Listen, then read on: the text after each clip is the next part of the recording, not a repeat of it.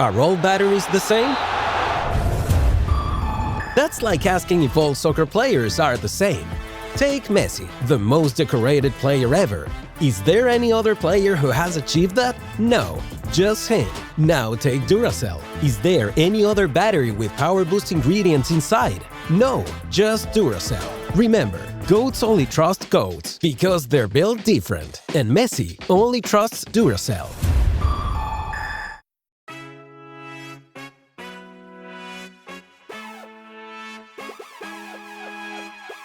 Hello, everybody, and welcome to the Women's Soccer Show. I'm Sarah. And I'm Ali. And this is Summer Series Episode 3. Yes. Well done. Right? Yes. Thank well you. done. It's hot. This is an audio-only episode, but I wish it wasn't because let me tell you how good we both look in our tank tops right now. We look good. Sun's out, guns are out. That's sun's out, guns out, baby. That's right. We've got a massive, really fun episode, which I'm really excited about. But I guess very quickly, should we explain, for those who didn't catch the explanation in the previous episode, which I don't know why you wouldn't have because you listen to every episode, of course, why this and next week alone will be audio only, then we'll be back to video, Ali? Okay, so we're going audio only for the next 2 weeks because we allowed Mike out of his box. He is he's on holiday. He's in France, and then I believe he's going to Eastern Europe for a bit. And neither I or Sarah have the technical abilities to edit video. And Sarah luckily does have the technical ability to edit audio. So Sarah's going to be doing the editing, and I'm just going to sit here and look pretty. I barely know how to do it. I know how to do it. It's not that I barely know how to do it. I know how to do it, but I'm sure if an actual audio editor saw how me and my little GarageBand setup actually edit this show, they would be like, this is absurd. No wonder it takes you 6 hours to edit 1 hour of content. But anyways, yes, audio only, just like the good old days, and then we'll be back to video in a couple weeks. Before we get into the content of today, which will be a lot of content, we're going to talk London City Lioness moves. They've signed arguably two of the biggest players in the world recently. What are the implications of that? Do we like it? We know Allie's a Michelle King hater, so we'll talk Not a about Michelle King hater. I just have issues. I'm just here to rile you up. We have some unfortunate Willie Kirk news that we will discuss. We will bring it to our replacement around the world segment for now. The game, the trivia game that we're really excited about. And then, of course, we're going to round it out with the NWSL because it was rivalry weekend. We had, did I say that right? Rivalry weekend. It's harder than it sounds. You had a stutter there. I was like, say that 5 times fast. Yeah, rivalry weekend. Yeah, you can't do it. So many results and unexpected results and upsets, if you will, that we are so excited to discuss. But before we do, Allie has no idea where I'm going with this. I just wanted to ask Allie, there are very few moments we talk about men's football, probably once every 4 years in a moment like this, where I get to ask Allie, did you watch the England-Norway game?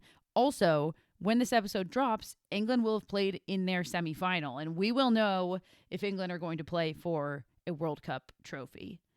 How have you been feeling? Because I know you haven't really been keeping up or caring.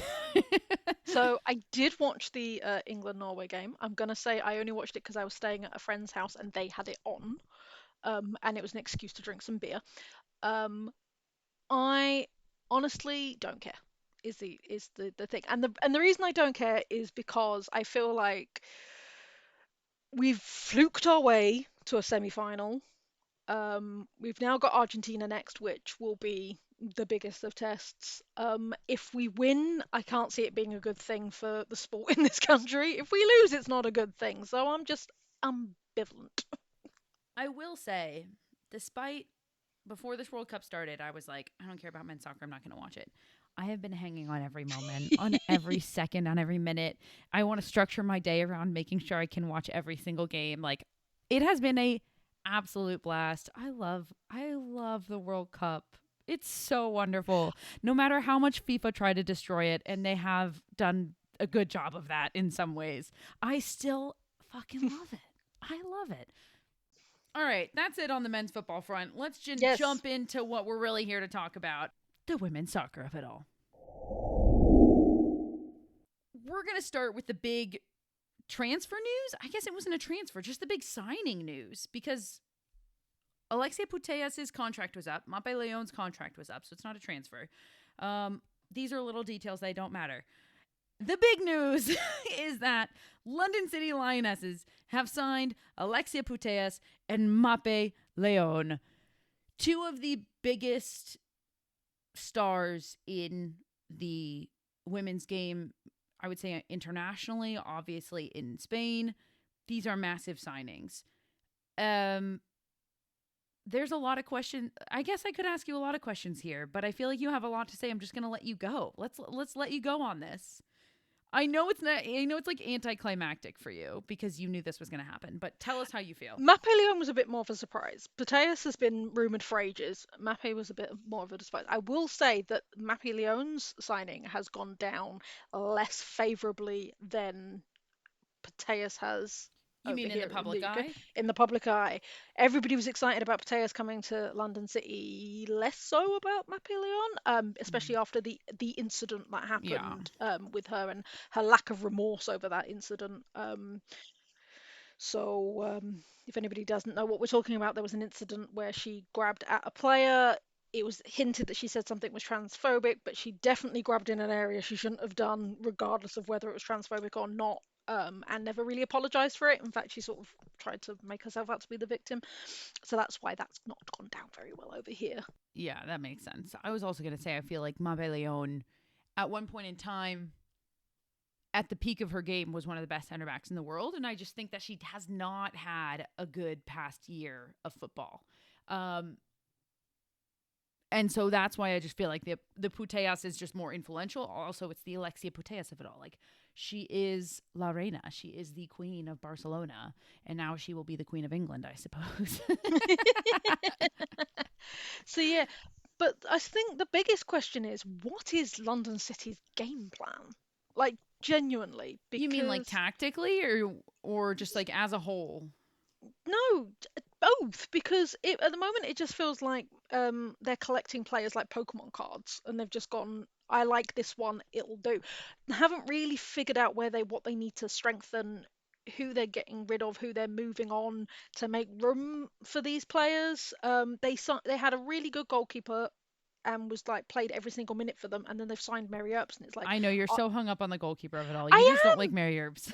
No, because it's not even that. I don't understand the thinking, because you didn't need to strengthen that position. If you did, you've already got a young goalkeeper you've then re-signed as well. So it makes no sense. Like, the game plan, I don't understand the game plan of London City, because it just sort of feels like we're going to grab all the players we possibly can and then throw them at the wall and see what's going to stick. Well, I mean, I see how you got there. And I don't know if I agree. For two reasons. You don't have to agree with me, love. I know that, but I want to share why. I want to share why. See if you agree with any part of it. Number one. Yeah. I guess there's three reasons. First and foremost, like we've talked about so much, and I feel like you brought this up first, is that this is a brand new club that is trying to battle against clubs that have such deep-rooted identities in the spaces that they play in, that it's hard to pull attendance. It's hard to have anybody like fall in love with your brand and your brand identity and the club in and of itself when you're in a space like England, where these clubs are so deeply entrenched in the community and like the identity of people and who they are. It's just impossible. So yeah, so I feel like the only for our listeners, I'm flashing my West Ham tattoo. I literally thought about that when I was saying it. I was like, Allie has a West Ham tattoo. That the only way to combat that and like put butts in seats and get attendance out to your game is to put somebody like an Alexia Putellas on your roster, like a Mapi Leon on your roster, who at any point, like if I lived in London, I would be like, let's find a weekend, let's take a trip wherever they're playing, let's take a trip to their stadium and go watch these two play, because that's a special thing to get to see them play. So I feel like number one, that might be part of it. Number two, not just brand identity, but I feel like playing style identity. Obviously, that has to come from the coach. But if you have a ton of young players, it's going to be a lot harder to build like a style of play. It's a lot easier when you bring in a bunch of people who know how to play the game, and you're not coaching and teaching them. You can very simply communicate and be like, "This is how we're going to play," and it'll just be easier for everybody. And number 3, like, I'm going to look at their defenders, for example.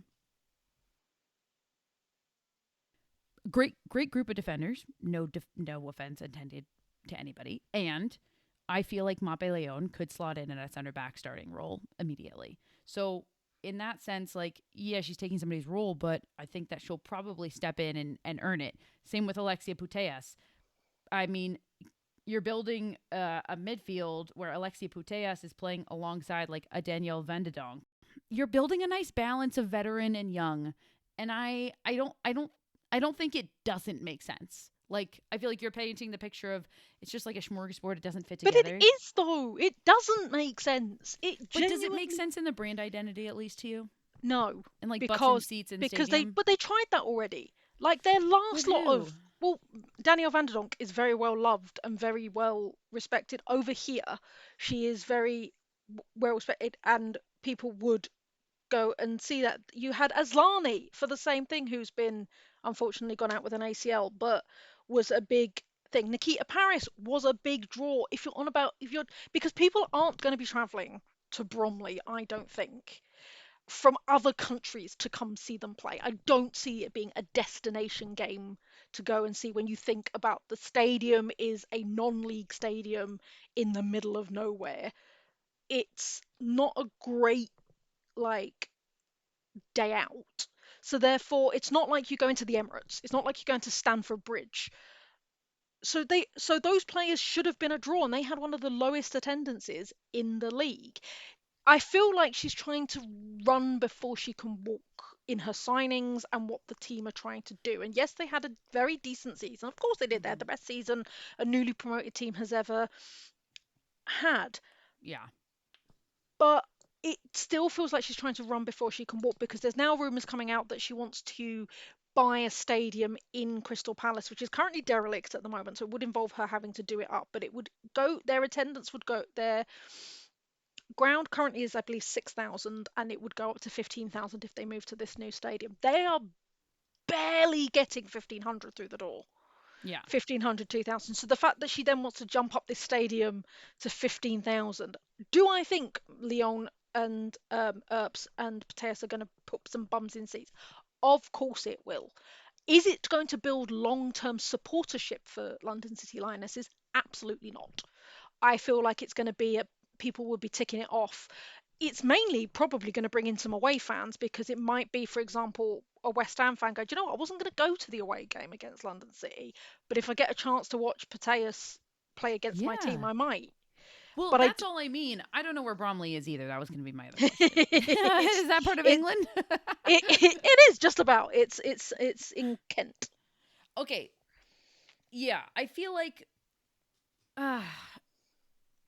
that's what I mean, where I'm like, maybe it is a destination, maybe it's not, but they're gonna fill the seats more because of what you like, exactly what you just said. Maybe a West Ham fan is gonna be like, yeah, I'll travel to watch them take on Putellas. That would be really fun, because we have to admit that as good as Danielle Van de Donk is, as good as Nikita Paris is, as good as Aslani is, they are not on the same sphere as Alexia Putellas in terms of like global branding draw just to see this player play. This is the Ballon d'Or winner. This is like, they call her La Reina for a reason. The power this woman holds is like akin to people wanting to just pay to go see Megan Rapinoe in person, because you just want to see Megan Rapinoe in person.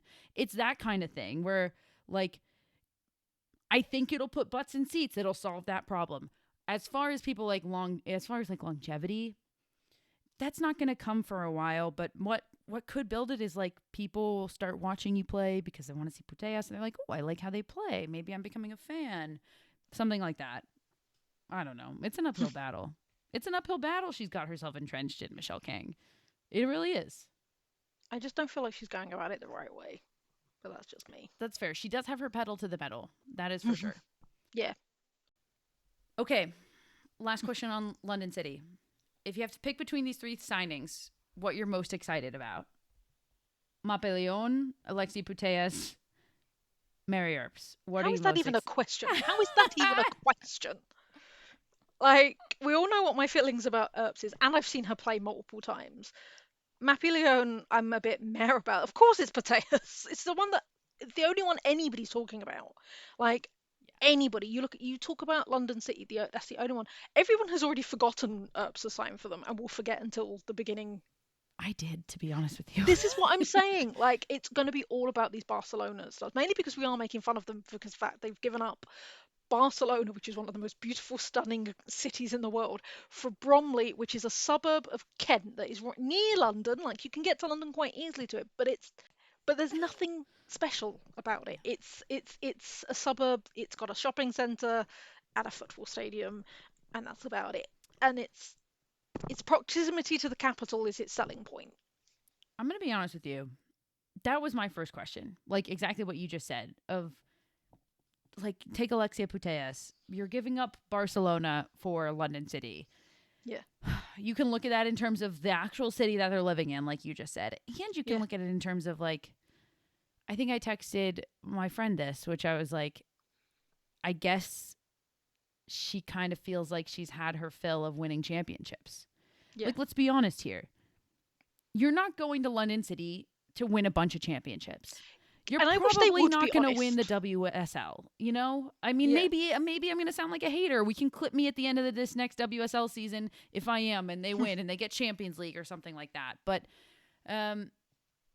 yeah, I don't know. Like, you're going from one of the most historic clubs in the world to probably the least historic club in Yeah. the world. And that's not to hate on London City. Like, I like what Michelle King is doing. I think this was necessary for the WSL. It's what I Yeah. like about the NWSL, that these clubs are unattached to the men, that they are never, like, Chelsea women will always be overshadowed by Chelsea men. That's just how it is. They're literally called Chelsea and Chelsea women. It's not called Chelsea men and Chelsea women. It's how it is in England, unfortunately. It's Yeah. going to take a long time for that to change. Probably not in our lifetimes. So I'm not trying to, like, poo-poo on London City. But it is kind of interesting when you look at the club she's coming from and the club she's going to, and, like, what is the reasoning? Is there something that I Michelle wish King they is would be selling honest. her on? I wish they would be honest because both of their interviews, they're like, I'm really intrigued by this project. And I've always been, I'm like, Money, money, money. exactly. I'm like, I'm sorry. And that's fine. It can be money. Yeah. And be honest about it. Be honest about it. Say that, yes, it was an interesting prospect, but she also paid me a boatload of money to get here. Like, be honest about it because this whole, yeah, I'm intrigued by the project and, I had good conversations. I'm like, I'm sure you did. And I'm sure that conversation ended with a lot of zeros. Like, I as speaking as somebody who's been on a soccer team that is a project, it's really not fun to be no. part of the moment where you're kind of bad, but you're kind of good, and it's like, you could be finishing better, but you're not finishing better in the table, and then, like, 5 years later, you look and you see them winning the whole thing, and you're like, what the fuck? That could have Yeah, been me. It's exactly. not fun to be part of the before or the middle. It's fun to be part of the Be part of winning the team. Let's be honest here. Exactly. I just wish these players would be honest. That's my biggest bugbear at the moment is that Yeah. they're giving all of the PR answers, and I'm like, you moved for money because she is paying you a boatload. And the thing is, with most soccer fans, or I think with most women soccer fans, at least We'd those who've been in the respect game it. for We exactly. we would respect it because, honey, your careers are short. You get that payday where you can get that pay. It's why we understand why a lot of European players are coming to the NWSL because they are getting better paid. Go get your money. Go get your money. I'm glad it's finally Absolutely. there for you to go get. Like, go get That's it. We that's don't care. exactly it. That's Yeah. exactly it. I'm so happy that it's there for you to go get, but be Yeah. honest, you've gone for a payday. Get that money. Get that bag. We're here for it, but just be honest. Okay. I think that's it for this. You mentioned an Arsenal signing. I don't remember we talked about Georgia Stanway, but that was news. Georgia Stanway signing with Arsenal. Also, Onya Batye signing with Arsenal. We were going to talk about this, but I feel like it's not worth beating a dead horse a million times. Like, so many players have left United. You think it hurts United to see Onya Batye go from Manchester United to Barcelona, and then upon coming back to the WSL, signs with Arsenal. Of course, back in the day, there was the whole Alessia Russo. She's leaving Manchester United. Where does she go? She ends up at Arsenal. Like, Manchester United, do better. Period. The end. No, they do. They absolutely do. I think the thing that hurts, I know there's twofold, because I live with a Manchester United fan. I will hold my hand up and say this is where I'm getting a lot of my stuff from. It's twofold it hurts. One is because their club aren't doing anything. Mm-hmm. Because I literally asked them, I was like, who have you signed? And they went, we have one Norwegian. And that's it. Like, that's all they've done so far. And they honestly don't believe they'll do anything else, or they'll do very little. Yeah. Because there's no ambition. There is no ambition in terms of manager. There is no ambition in terms of the And then thing. you can't blame somebody like Onya Batye for going and being like, well, I want to play in Champions League. And guess what? You're not Champions League. So here I go. Going to go to Arsenal. Exactly. But the second thing that hurts is, and it's of course, this is all hindsight because you don't know what's going to happen in your future. But both the two players you mentioned, which is Battier and Russo, did massive speeches about how much Man United meant to them and all of this stuff and like how deep it was. And then they go and like they understood Barcelona because that was her going back home, but to then come back to the WSL and play for a rival is suddenly. I don't think you can be mad again at Onya Batye, just like I kind of said this about Russo. Like, at this point in time, with how Manchester United runs their women's club, I cannot be mad at you. I feel like Manchester United fans don't have the authority to be mad at anybody for leaving, to be mad at anybody for not like returning back to them. That is not a good setup. And like, so why would you? Yeah, no, I think they're more mad at their club more than anything. They should like, be. For the ones I've spoken to, they're more mad at like Sir Jim Ratcliffe, who really doesn't care about the women's team, and the club as a whole. Yeah. And they are prepared. They're going to probably end up losing Fallon, Tullis Joyce at some point. They're going to lose Tooney, and they're going to lose. The fact that they still have Tooney is wild to me. I think the goodwill of the fact that she is a Man United fan is holding her on this season. If they have another finish fourth season, she'll be gone. Tooney to London City. There's your prediction. So, and then on the final bit of news this side of the pond, less fun discussion, Willie Kirk has been announced as Durham women's new manager, which was disappointing to say the least. For anybody who doesn't know, Willie Kirk was at Everton for a bit. He was Casey Stoney's second in command at Manchester United and then went on to Everton. He then went to Leicester and then was fired from Leicester because he had an inappropriate relationship with a player. And this is not subjection. This is fact. This is why he was fired. It is out there. He has managed abroad recently, and he's come back. And considering Durham were on the brink of collapse because they didn't have the funds, and then someone came in at the last minute and saved them, it's really disappointing that Willie Kirk is the choice that they have gone with. Yeah. I don't know what else there is to say about this. Like, yeah, no, there isn't everything really to say. It's just that we are giving you the news, and we do need to touch on it because it's just poor. Yeah. That all broke, I think, with Willie Kirk and Leicester City back in 2024.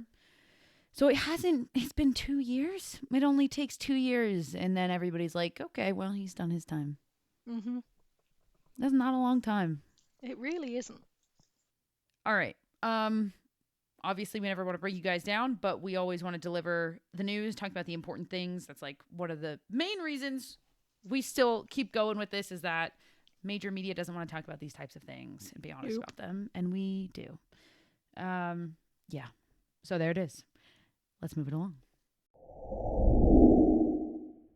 For those of you who don't remember from last week, in this summer series, instead of Around the World, we are doing a fun little trivia moment where Allie will come with, I don't even know how many questions, a few trivia questions, and they will ask me, and I will do I have never seen them, these questions. I will do my best to answer, and we hope it's really fun for all of you as well. I don't know if we got a correction on Spotify. Somebody commented last week, Allie. I don't remember. My memory is terrible these days. So I do remember you asking me how many teams have won the Women's World Cup. Yeah, how many countries have won the World Cup? Somebody said Germany had. My research said they hadn't, but Germany for sure have. Where did you research? I did my research. It came up with 4.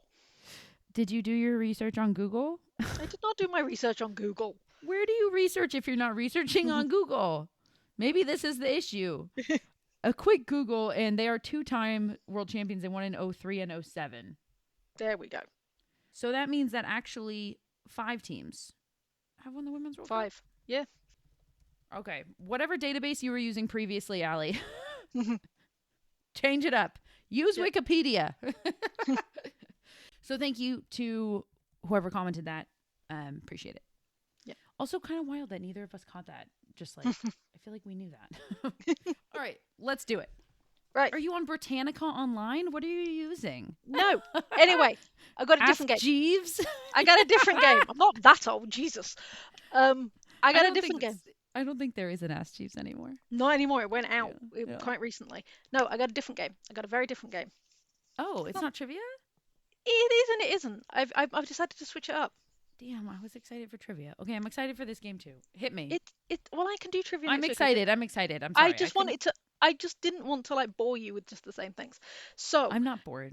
For anybody who's ever seen The Price is Right, we're going to play a little bit of higher or lower.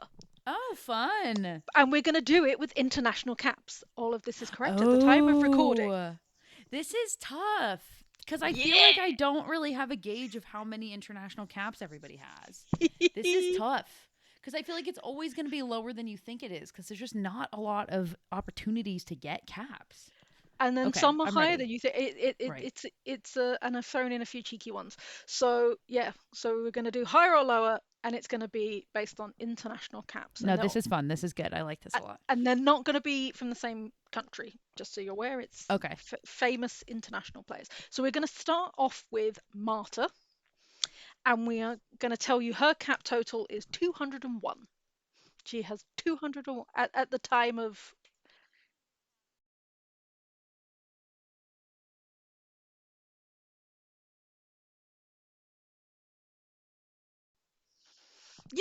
You don't need to work anything out. You just need to keep that number in your head.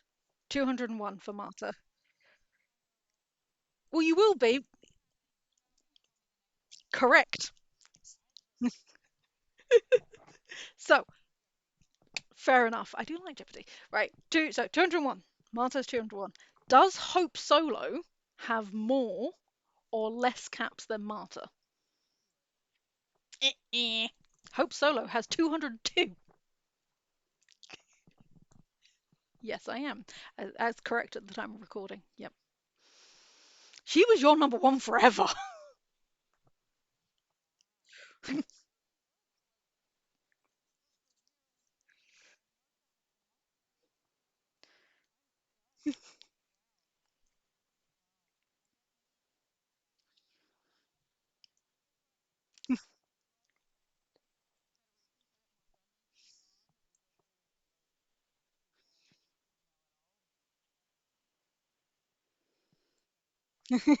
It is done.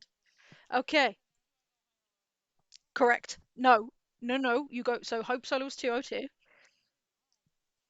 We are going quite high. I will. All right. I'll tell you this: that none of these players have less than 100 caps. So that will give you a good benchmark. Highest capped player of all time for England, Farrell Williams. More or less than Hope Solo? This is tough. Less.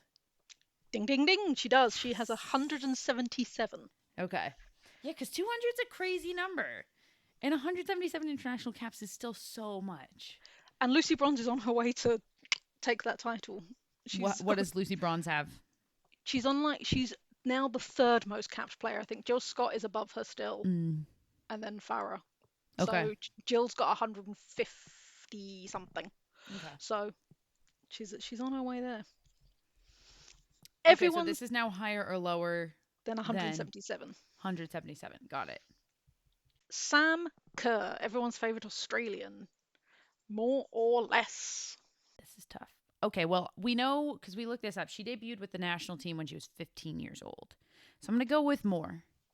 142. Really? 142. Yeah, now see, I feel like because we started with 200, my sense is inflated. That makes sense because that's still a lot of caps, but we started with 200, and so it doesn't feel like it is. Okay. 152, you said? 142. 42. Okay. Wow, I'm so bad at this game. Jen Beattie, everyone's favourite Scot. Less. Way less. No 100 way. Scotland does not play that many games. 143. Oh. That's still pretty surprising, though. I would have assumed that Sam Kerr would have played way more games in a Matilda's jersey than Jen Beattie in a Scotland jersey. There you go. 143. I mean, like, you just have to account for the World Cups in and of it themselves. Like, wow.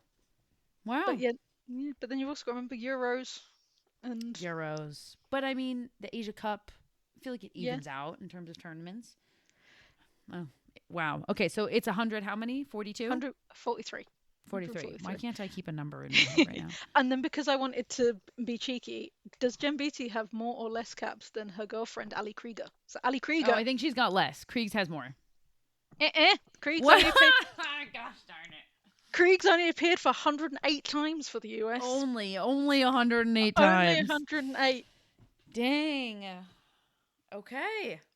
That was a hard game. I like that a lot, though. And then a Brucey bonus question. That's an English reference. Do you know who the most capped women's player of all time is? I know the most capped U.S. women's national team player is Christine Lilly. And I feel like I would be hard-pressed to find a player in the world, like in a different country, that would have more caps that I know of. Like, the only other person I would think of would be like Marta or, Formiga? But she is Marta, Brazilian. But she's Brazilian. Okay, I'm going to go with Christine Lilly. Ding, ding, ding. It is correct, Christine. All right. Yeah, Christine Lilly is the most capped player of all time at 354. Second place is Christine Sinclair. Oh, I can't believe I didn't think of Sink. Sink is 331. Gosh, Canadians, please don't be mad at me. You're going to get so much hate from your northern neighbours. I know, and I was just watching the Cascadia rivalry as well, and like, obviously you think of Christine Sinclair with Portland Thorns, so she's been on my brain, and I just didn't think about her. In fact, in the top 10, 1, 2, 3, 4, 5, 6, 7 are American. That makes sense to me. It does make sense to me, Let me see how many of them I can get. Go on then. Okay, so Christine Lilly. Yep. Let's stay in the 99ers. No, I can't do that, sorry. Okay, how many of the top 10? There's 7? Yes. Okay, I think it's Christine Lilly. I think Carly Lloyd. Unfortunately, but yes. Abby Wambach. Yep. Mia Hamm. Yep. Julie Foudy. Yep. Oh, okay. I feel like it's somebody else from that era. I don't feel like, I'm trying to think of like Carly Lloyd or Abby Wambach's era. Like, I can't think of anybody else who might be up there. How many am I at 5 right now? Or am I at 6? You're missing 2. I'm missing 2. At the top 10 that are American, you missing. Christy Rampone. Christy Rampone. Yes, sorry, they've got her married name, and I was like, Oh, I don't know her married name. Christy. She's Pierce now, but yes. Okay. Oh my God. Okay, there's one more. Oh my God. I will be so impressed if you get this one. I'm thinking. I don't think it's Alex Morgan. I feel like, for some reason, there's people with more caps than her. It is not Alex Morgan. It's not Alex Morgan. And it is not Alex I'm Morgan. thinking it could be Becky, but also it might not be Becky because she wasn't like the center back starter for long enough, I don't think. Becky's in the top 20. Becky Sauerbrun's in the top 20, but she's not the name I'm looking for. No. Oh, okay, I might have it. My final answer. Yep. Heather O'Reilly. Oh, so close. She's 11th. She So is 11th. close. Yeah. Okay, I'm not aware of this player, but I feel like you will be Okay. because she has with 241 caps. It is Joy Fawcett. Joy Fawcett. Yeah, Legend. it is. Oh, I should have known it was from 99 still. And she is a legend, and she's also part owner of a team we're going to be talking about in our next segment. It's Angel City FC? Garrett. Correct, she is. Interesting. A lot of the 99ers are like co-owners of Angel City. Who are the other three in the top 10? I did the U.S. Women's National Team players. Who are the other three? So number 2 is Christine St. Clair, um, and then it is number 8 is Sherida Spitz of the Netherlands, who literally only just Spitza! stopped Oh playing. my Spitzer, god, who of only just stopped course. playing, and at number 10 it's Caroline Seeger of Sweden. Oh, I would never have gotten that. I might have No, gotten Spitza, but I would never have gotten Carol. no, 240 caps for our Swede. But yeah, there's a Impressive. lot of the US ones. Like I'm looking at, like I said, Alex Morgan is 13th, Becky Selburn is 14th. Um, yeah. That was fun. Apologies because that I took that. I just went on so long, but that was really fun. What a good transition as well. Shall we talk NWSL? Let's talk NWSL. Over now to the NWSL, and it was rivalry weekend. This one in England, we call them the Derby days. It was this and more. I'm so excited by some of these games. We are going to talk obviously about the SoCal or whatever they want to call it, derby, which is the Angel City versus San Diego. Also, it was the is it Cascadia? Um, Cascadia. They uh, call it the Cascadia Rivalry, the Cascadia Cup, or the Cascadia Derby, whatever you want to refer to I like a derby, to it as. which is Seattle and Portland, and then also very quickly the rivalry that has built, which is Kansas City versus Orlando. Mm, That was a tasty. crazy, tasty game. For anybody who didn't know, Orlando took that one. So many problems appearing Three at Kansas nothing. City. It was 3-0, and they weren't all Barbara Banda, so Just one of them. just one of them. So that one was crazy. I've got a few Kansas City fans who are crying out for Vlatko to come back. Yeah. Um, I feel like people forget maybe I don't know. Poor Vlatko. He got a bad rap because let's call a spade a spade. He was not a good national team manager. He was not. But let me tell you, people love playing for him for club, and he was a great manager at the club level. And a lot of players have talked about how he was so into details, and that's something that you can and you should be as a club coach who sees their team every single day. You can't be like Yeah. that when you have limited time. So, yeah, I mean, when that many players speak that highly of you, you know you're a good one. And I Yeah. don't blame Kansas City fans for crying out for Vlatko. Yeah, no, I 100% agree. Do you know what? You don't have to be good at both kinds. He is a phenomenal club coach, Yeah. and unfortunately, Kansas are very much paying the price for him not being there. Mm-hmm. Truly. All right. Well, let's talk the rivalries because Yes. specifically the two you just mentioned are the two we want to talk about because they were the big upsets. Like there were some big games, but San Diego was hosting Angel City. So San Diego, they're sitting top of the table. Angel City sitting bottom of the table. And they're playing in San Diego. So you're assuming, look, this might not be a great game. Angel City, it's been kind of a tumultuous June, right? They fired their head coach. They have a new interim coach who was brought into Angel City as an assistant coach in May. And then they fired their head coach and promoted Leif Smerud. So not only had he not been in the head coaching role, he hadn't even been with the club for like a month. And now he's the interim head coach. So you have that. Allie's watching YouTube videos. I'm not. My phone just blasted for some reason. I'm just kidding. This team signed a big superstar in Allie Sentner, but they had to get rid of a young talent in Kennedy Fuller. So it was kind of like, how are Angel City going to do? They had a good win to start this month of July coming out of the June break. They won 2-0 over Orlando, but Orlando was kind of hit or miss. So anyways, this is a long version of it felt like it was all for San Diego, right? Yes, 100%. And they are top of the table right now. They've been phenomenal. Um, so yeah, you were like, San Diego, I've got this in the bag. Spoiler alert, they do not. And they It did not. no, this is why we love a rivalry weekend. Oh, I think there's two parts to this. I think we should talk about the rivalry weekend. I know I can't say it. I'm sorry. Rivalry weekend. You sounded like Elmer Fudd. I'm hunting pussy. I'm hunting rabbits. Rabbit season. Oh my god. The rivalry weekend of it all. It's the Yes. V and the W. It's the V in the rivalry and the And the W of W the week. weekend that I just can't. I can't get it. Um, but I also think Angel City's an interesting prospect now. I was not a believer. This game might have made me one. Um, so it ends 2-0. Angel City take down San Diego in San Diego. San Diego was coming off of a big win at home against Gotham. You're like, this team is flying. They're top of the table. They've just taken down a team that had conceded 5 goals in the entire season. They scored 2 against them as well. Like, what could go wrong?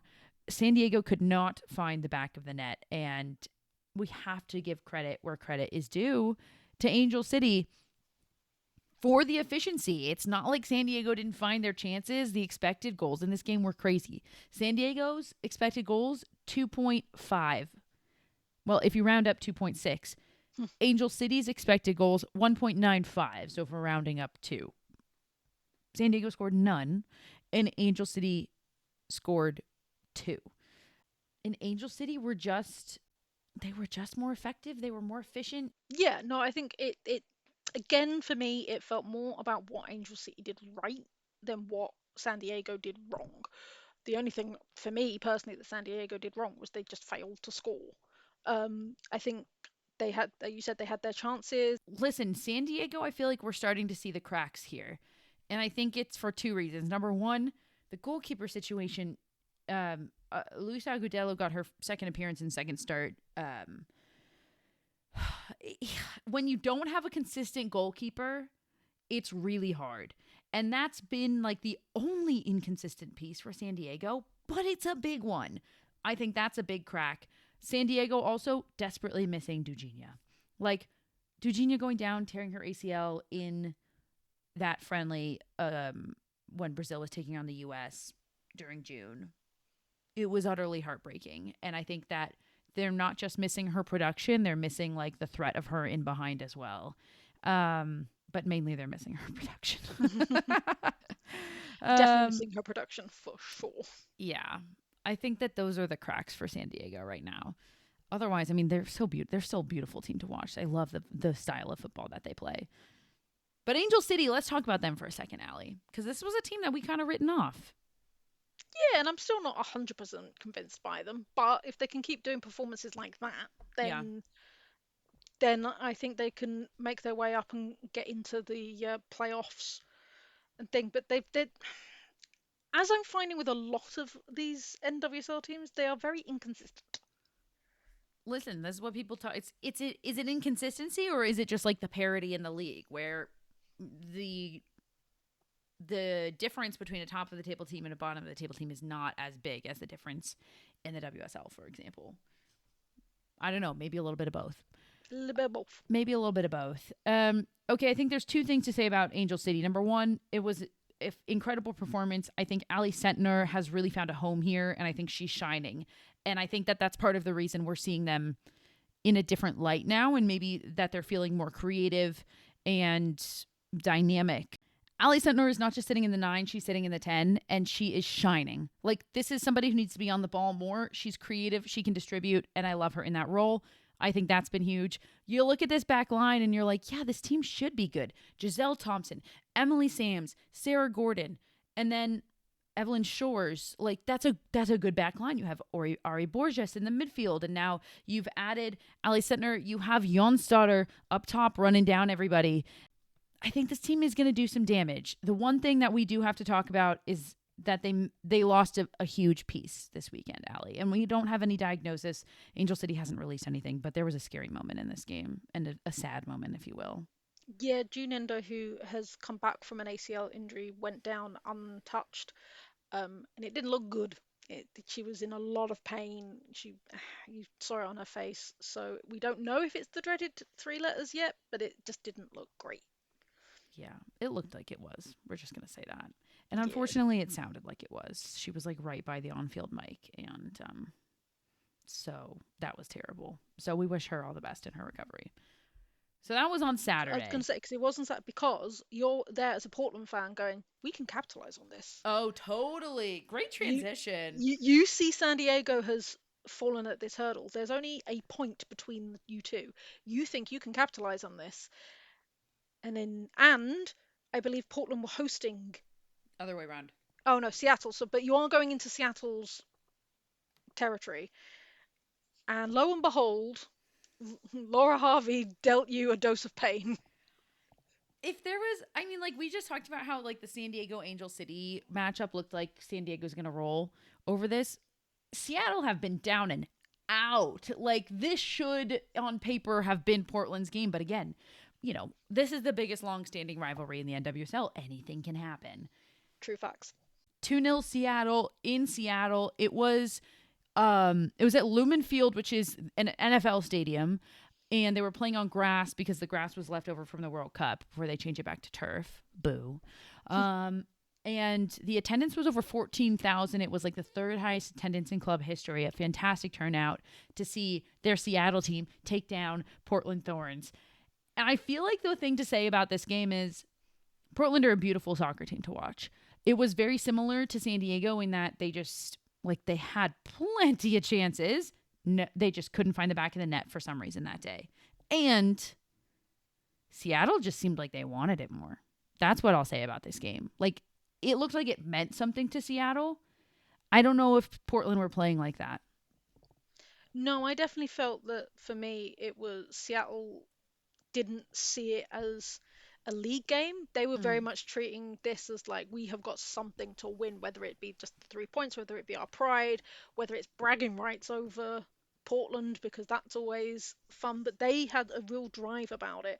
Whereas I don't know what Portland were doing. Like you said, they had some good shots. They were doing well and stuff like that, but they didn't have that. You saw that intensity from Seattle, that they were like, this is it. This is our game. And yeah, Portland did not. I have a couple things to say about individual players, if I may. I'm going to start with your beloved Mackenzie Arnold. And I'm sorry to start on a negative note, but the amount of times she scared the absolute bejesus out of me trying to do something with the ball at her feet, I simply cannot. Mackenzie Arnold and Katrin Berger this weekend, just pick the damn ball up or kick it out of bounds. You don't need to take that many touches as a goalkeeper. Just kick it out of bounds, please. I just say, my plea? Portland, now you know my pain when she was at West Ham, because that was how many times we got dunked on. Unbelievable. Okay, now for the positive. I can safely say, I can speak for myself, in that I didn't really see the vision of Olivia Moultrie for a long time. I'm going to sit here and say I absolutely see it now. Oh my God, what a season she's having. To watch her play, how quickly she's thinking, how quickly she plays, and seeing her slot in, and the combination that she and Sophia Wilson paired with either Pietra Torden or Jessie Fleming, how quickly they can move that ball is impressive. Really fun to watch. On to Seattle. A couple of call-outs from me. Number 1, Sally Menti. Not many people know the name. You should know the name. Mm-hmm. What a story. Sally Menti joined as a non-roster trialist. She's from Seattle. She didn't get drafted out of college. She was like, let's try my luck at it. Joined as a non-roster trialist, got signed to a short-term deal just to be like, well, we'll see. Then earned a 2.5-year deal and is now starting at the number 10 spot while Jess Fishlock is hurt. And yes, Seattle haven't been great, but you can bet that she's making the most of it. And anytime you see that, you have to applaud it. That's really impressive. Sam Meza, also a revelation, in my opinion. Not talked about enough in terms of a holding central midfielder. No, agreed. It's definitely not the first name on many people's tongues, but it should be, because she was phenomenal in this game. Absolutely stunning. And then I just want to... Mia Fischel. Mia Fischel is the number 9 of this team. She hasn't started every game, but she's the number 9 of this team, and she hasn't scored yet this season. Now, this is a Seattle team that's struggling altogether. It's not all on her shoulders. But I kind of feel for her because I feel like we haven't seen her become the same player since she tore her ACL. She had a great start. Like, I think she scored in her debut at Chelsea, pretty quickly tore her ACL, had a long recovery, and we just haven't seen her be the same. And yeah, that's really all. Like, I feel it feels similar to Kat Macario, where it's like, God, just how great could she be if she could get back to fitness and like be at her peak and not get injured again? And it's just so heartbreaking when you see that happen with players. Sorry to bring us down. Are you saying that we broke her? Are you saying that you're a broker? No, God no. No, Speaking of though, oh yeah, go ahead. no, just because I was saying, I should probably put it in with our transfer news because there's a rumor that Arsenal want Tiana Davidson, and all of my American fans are like, no, no. Tierna paired with Leah Williamson. I actually dare I say I think that's a terrible idea. They're too similar. Yeah, but it was like after what you did to Jen and I, no. Yeah, Arsenal's not allowed to have anymore. You're not allowed unless you promise they'll start. Okay, we've gone longer than we've wanted to, but we have a little bit of NWSL news also that we want to chat about. It's news, but it's also debate and discussion. And I think that should we just start with the one that I feel like you feel the most fiery about, that we both feel the most fiery about? Yes. Okay, let's do it. So there was recent news out of the NWSL that they were creating a new rule around what cleats can be shown on live television. They basically came out and said, if you're wearing a brand of cleat that isn't a sponsor of the league itself, then your cleat and that brand can't be shown on television during the game. And it's all kind of come to a head right now because they have fined Michelle Cooper.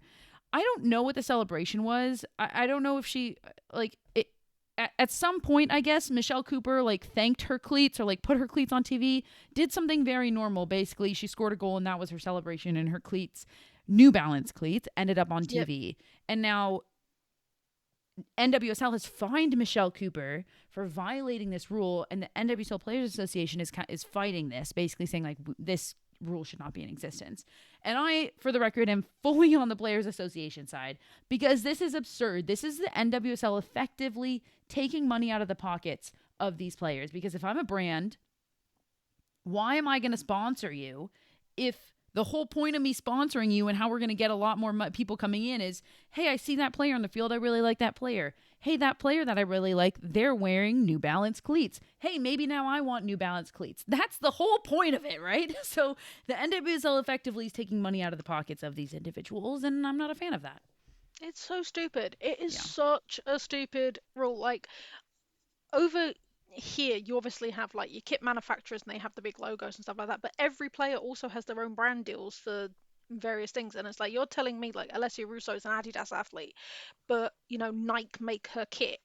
Yeah. That they are suddenly saying, well, you can't wear your Adidas boots because Nike's on. It's so stupid. These players make not enough money as it is. They have to get the money where they can, and one of the biggest ways they can do it is with the brand deals. Why are you trying to take money out of these players' pockets? I don't understand. I don't know either. Neither of us like it. We don't get it. No, it's stupid. I guess that's kind of it. I do think it's funny, as a side note, bringing it back to the Men's World Cup briefly, that every single brand decided to make every single cleat pink. And so now you're watching the games in the Men's World Cup and you can't tell who's wearing what brand because they're just all pink. And I think it's absolutely hilarious. That is hilarious. I think that was it, Allie. I guess there is small news. Denise O'Sullivan is rumored for a return to the NWSL, rumoredly to be signing with Gotham FC. Yes, which a lot of people are like, what was the point? Because she was only at Liverpool for like 3 months. Was it that short? I kind of had that thought too, where I was like, has she been gone for a long time, or does it feel just short? No, she came in the January transfer window, so she was there from January, left in May. 5 months. Interesting. So, but yeah, apparently in Gotham, which leads to the question about transparency in pay. And because there is an argument that we need to have more of a transparency in the pay amongst our athletes, which I kind of get. I kind of understand where people are coming from that. Could that cause issues? Maybe, potentially. The Athletic put something out saying that there is transparency. There's like internal transparency. So players know how teams are paying for other players, what other players are getting salary-wise, which is good, of course, because then like there should be pay transparency in the workplace also. If I'm doing the same job Yes. as you, we should be paid the same amount of money. But there's not transparency to the outside world. And I think that Meg Linehan was spot on, where she was like, people are asking questions about how Gotham can afford all of these players. And why not? Like, why isn't there transparency? How are they affording Sam Kerr? I don't see, I guess I don't see a downside of it. No, I get it. I get it. I do. So, yeah, I think it's probably a good idea. I will say, today, Wednesday, when this episode drops, if you're listening, there is a massive midweek NWSL game. And it's one of those like rivalries that became a rivalry just because of what happens on the field. You know what I'm going to say, Allie. Gotham are hosting Washington Spirit. It'll be super fun, not only because it's Gotham Washington Spirit, which always gets chippy and always gets feisty, and who knows who will get a red card or a yellow card this time. But they're playing at Citi Field, so they're playing at a baseball stadium. It's a big stadium. They've sold over 30,000 tickets. It's going to be epic, I think. So I think it's worth tuning in for. Oh my God! Wait, the biggest news. This is the last one, I swear. How do you feel about the news about Gotham moving into Queens? You were texting me about it. That's why I'm asking you. I was texting you about it because, like, I know there are some fans that have been there since the beginning and are not happy because it's going to be harder for them to get into see them from Jersey. However, I think it's a great idea because you can get to Queens quite easily from like Manhattan and other places on the island, which is going to make it much easier for them to build a fan place. Yeah. Speaking as somebody who did the commute from the city all the way out to New Jersey to try to watch at Red Bull Arena, which is now I think Sports Illustrated Stadium, it's annoying. It's a tough commute. It's annoying and it's long. And everybody in New York who is a Gotham fan has been begging for this for a long time because you won't believe the amount of money this Gotham FC club has missed out on. Everybody I know through playing soccer, who is first and foremost a soccer fan, bought tickets to the New York Liberty, season tickets for New York Liberty, because they were in Brooklyn and they were accessible. And it was a women's sports team that they had fun supporting, and it was way easier than going out to New Jersey. So the amount of money that they have just opened up the door to for their club is fantastic. The accessibility that they just opened up to, like, fantastic. I know that New Jersey fans, like you just said, are upset. And it's tough because they're ripping it away from the fans who were there from the beginning. And I saw some of those comments on Instagram, and you can't deny it. Like, yes, that's sad and true. And this is probably better in the long run, dare I say? Yeah. Do you think so? No, I do. I think so. I think it's we've had it with the clubs over here in England where they've moved and like local fans get annoyed, but I'm like, in the long run it's worked out better. It just it does. They're going to build a fan base, like you said, if sports fans are moving to a different sport because it's harder. So yeah, I would say fair play on Gotham, and I'm very sorry. Same. To the Jersey fans. All right, and that's it for us here at the Women's Soccer Show. I've been Sarah. And I've been Allie. Thanks, everybody. Good night.